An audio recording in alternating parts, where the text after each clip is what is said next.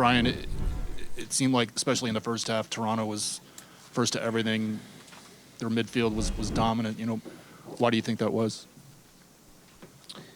Jeff, I wish I knew. Throughout the course of the year, I've always picked out one stat on the stat sheet that I feel is very important for success. And, that's duels won. And so they had 33 duels won. We had 10. And normally, our team is very good in that department. We've been very good about that all year long. So what I would say there is that they came out in the first half very fired up. We knew they would be. Okay, we get through halftime, and we think we get a little break, a reprieve, but they came out in the second half, and again, won more duels in the second half as well. And so that's an important stat for me. Second part of that equation is, we put our best attacking lineup out there, but we weren't able to keep the ball in any part of the game. I think some of the patience in the second half when we did get the ball up the field, wasn't great. And so that was not one of our stellar performances. But as always, and what I told them in the locker room was their effort was there. But unfortunately today the soccer wasn't our best soccer. All right, next question, right over here. Please state your name. Hi, Brian. Joe Tanzi with SPI Soccer. I know last year, no shots on goal, 2 shots on goal this year. Is there something you can specifically pinpoint to the attack not being able to create as many opportunities as you'd like? I would give credit to Toronto. I mean, they certainly seem to be very good defensively. Again, our attacking movements have been good, but today, we had too many balls given away, too many easy balls given away, too many easy passes given away, and when you don't have any rhythm to your game, you don't create a ton of chances. So, again, it was just a performance that, we'll look at. We'll do the same program that we always do. We'll look at the tape. We'll look at the film. We'll try to learn and see if we can't get better. To the left, Coach. Andrew Harvey, Sports Press Northwest. Coach, after the first goal, did you get the response that you wanted out of your team? A little bit.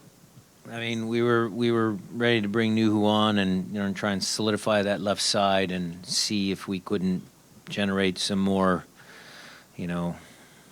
attacking punch and kind of get Beitashour. I thought he was effective in the second half, shut some of that down.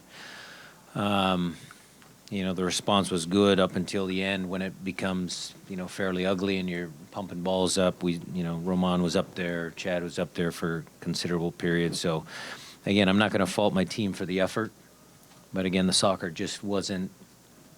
We're capable of playing better soccer. Let's put it that way.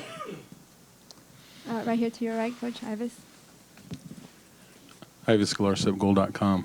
Brian, earlier in the week you had high praise for Michael Bradley, one of the better players in the league. Tonight, he seemed to kind of take it to another level. He was all over the field. What did you think of his performance, and what kind of impact did he have on just getting in the way of everything you try to do?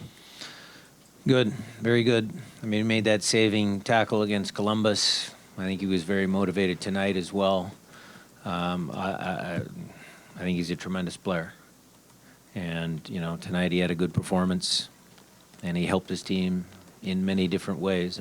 Josie scored the goal, and, Vasquez scores the goal, but it's not always the goal scorers. It's the guys that do some of the work in behind. And, Michael was very good tonight. Right here. Larry Stone, Seattle Times. Brian, the way Stefan was playing tonight, did you think it was developing into a similar scenario to last year? You weren't getting many shots, and they were, but you were still scoreless for so long.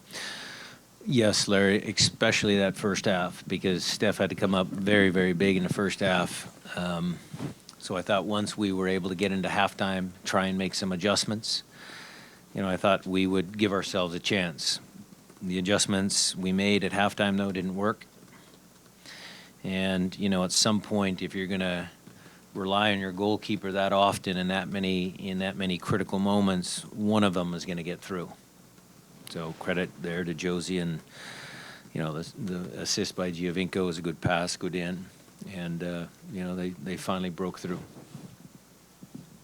Coach Schmetzer, did Toronto surprise you with the formation they came out, because you guys looked uncomfortable from the start? And then why not throw in Nuhu earlier? He was on the sideline just ready to come in. You guys were struggling. Well, Toronto's lineup didn't phase us because we knew they played that in Columbus, the second half in Columbus. And so when we got the lineup, we said, okay, they're going to go with the way they created a goal against Columbus. As far as the substitution is concerned, yes, you can always second-guess yourself as a coach. Should I put him in 3 minutes earlier prior to the goal? What would have happened? What was the outcome? Certainly I'll do some self-reflection on that. And it's, one of those things that I'll learn from as a coach. See if I can figure out ways that I could have helped the team and make sure that I give them every opportunity to be successful. Next question. Any other questions? Right here. Coach, a couple of guys in the locker room were just talking about the hunger to have this game in Seattle, which is the regular season. You can't go back now, but just the motivation. Just your thoughts on that, and how tough it was here in Toronto in front of this crowd. Yeah, I mentioned that if you looked at Toronto's year, the start of the year was, the loss in the 2016 MLS Cup. And you could tell that was a motivated franchise, a motivated coach, a motivated team. Their success throughout the year, I believe, was fueled by the loss last year. So what I told my group is I said, look, we can use this as the same way because we're still a good team. And, can we go out and compile a few more wins and, maybe host an MLS Cup final in front of our Seattle fans? It's very, very challenging in MLS to win away from home, So Toronto did a good job of defending their home turf. Certainly, during the course of this franchise, I'm positive that we will get an opportunity to have an MLS Cup in Seattle. And that will be our goal for next season, to get back to MLS Cup and have a few more points that we have a chance to host. Far back. Coach, obviously the outcome today is not what you wanted. But when you look back at the season as a whole, what are positive things that you take away from this, knowing that you guys did so well after what you were able to accomplish last year? Well, there's a lot of positives, Michelle. We had the longest unbeaten streak. I think Steph's, 13 shutouts were a sounder record. I believe there was a lot of statistical accomplishments. I think the ability of that team to, overcome a slow start and get here to MLS Cup. If you, look at MLS as a whole, again, the 2015 finalists didn't make the playoffs. It's no disrespect to their franchises, Portland and Columbus. I don't mean it like that. I mean it's very difficult to repeat and to do and to come back to MLS Cup twice in a row. So I'm obviously very proud of that fact. It stings right now. It's not happy. They're not happy in the locker room. But upon reflection over the course of the years, you'll say that, the season was successful in many, many ways. It's just we were, short of our ultimate goal. Far left. Right here. Right. A lot of new players this year in the starting lineup. Is that what you expected with this new lineup versus last year? Is there something that you can rescue from this lineup versus last year's? I don't know exactly if I'm clear on the question, but yes, you had Victor, you had Gustav, you had some other guys in there that certainly were new, Will, Kelvin, but, they're still Seattle Sounders. they're still our players, and they've been working together so hard as a group all year long. So although there might have been new faces, I think the team performed well throughout the course of the year. It's just, again, unfortunately, we picked the wrong time to have a game that was below our standards. So again, I will reflect on the job that I can do. Players need to have some reflection as well. They need some time off. It's been a long year. And we will get back up on the horse, and we'll try to do it better next year.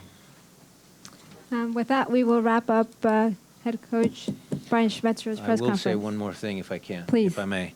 I'm awfully proud of my team, but I do give a lot of credit to Greg Vanny and his guys tonight. They did an excellent job, and I don't know if I mentioned that first, but congrats to Greg. He did a great job.